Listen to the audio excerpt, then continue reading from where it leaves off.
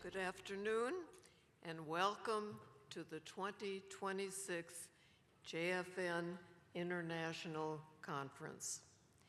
This conference exists because funders benefit from thinking and working together.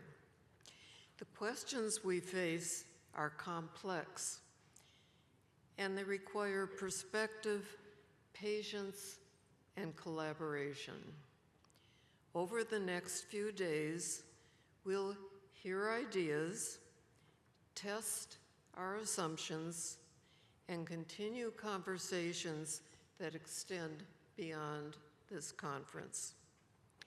For me, being here carries personal meaning. My late husband, Murray Galinson, was deeply, thank you. Murray was deeply involved in JFN's early days. He believed in the value of funders learning from one another and working together. Seeing you gathered here today is a reminder of how durable that idea has been. And as someone who calls this area home, it gives me great pleasure to welcome you to San Diego and to Carlsbad. This community has a history of creativity, civic engagement, and Jewish leadership. I hope that while you are here, you will experience that spirit. Of course, we must remember that we are here at a time when the world and many members of our community are facing serious circumstances and pain that we bear in mind and in our hearts. Because of the ongoing war, some of our Israeli colleagues and partners are unable to travel to be with us in person.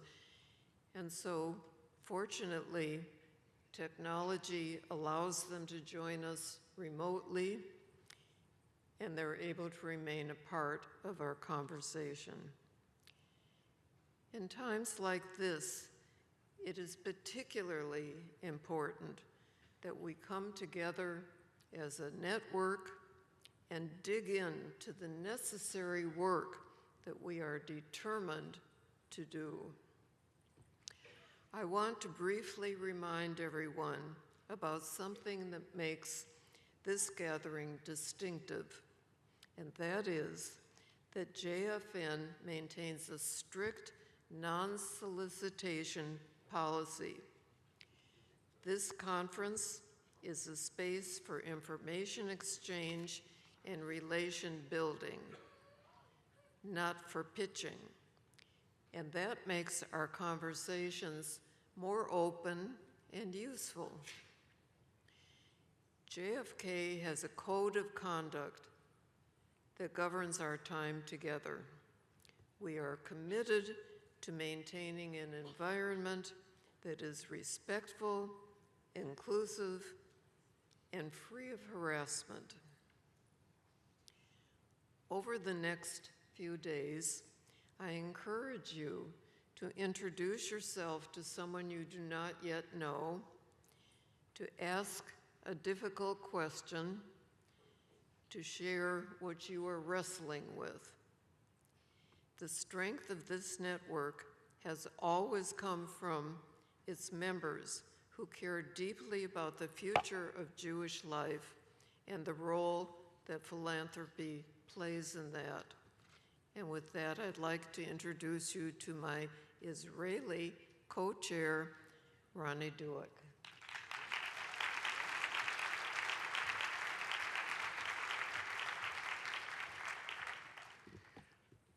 Thank you, Elaine. Shalom, everybody.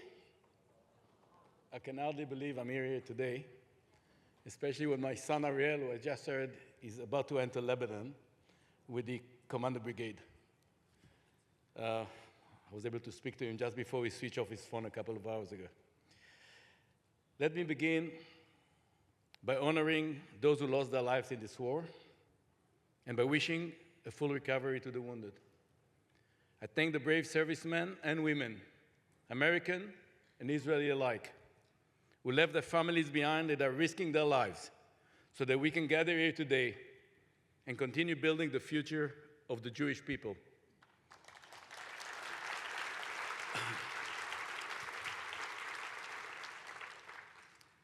Dear friends, this war did not begin on February 28th. It began 2.5 years ago and has continued ever since, battle after battle. Only days after October 7th, I stood beside a blood-soaked crib in Kibbutz Nir Oz. It is a moment I will carry with me for the rest of my life.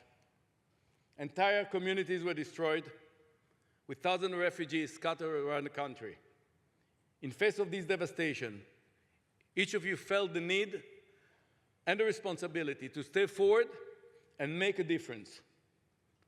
We at Shitufim choose to launch Yeladeinu, a national children's resilience initiative based on the collective impact method that we've been developing for over 20 years. Like JFN, that is plural and diverse, we gathered a coalition of all relevant stakeholders and immediately built 3 massive complexes for 10,000 refugee kids, providing them with all their needs for thousands of therapy sessions and social activities. We could not afford to let our children become Israel's lost generation.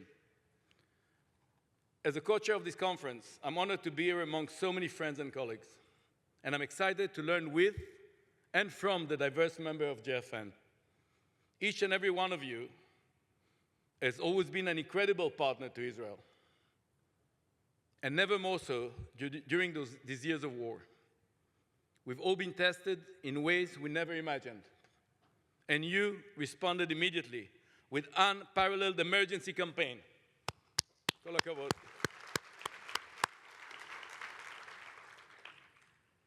Today, we Israelis are also standing by you in face of the growing wave of anti-Semitism spreading globally. As a father of 2 sons who are both serving in the special forces, I can tell you firsthand, everything you did mattered profoundly. Thank you from the bottom of my heart, of our heart.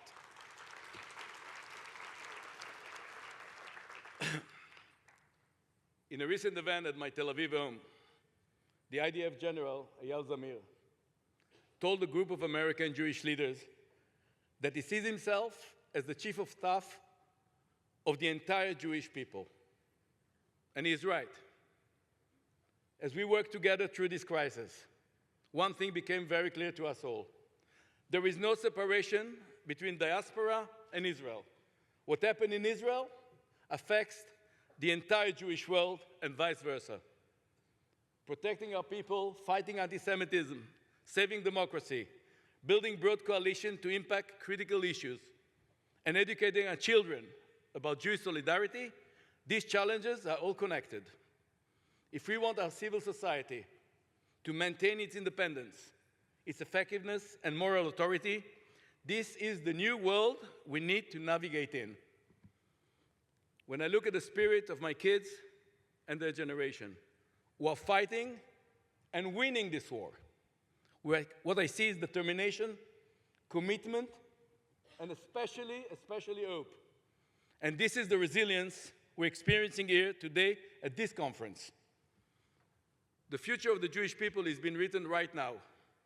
Together we strive must not be an empty slogan. It must be our joint working plan for the years to come. Thank you very much.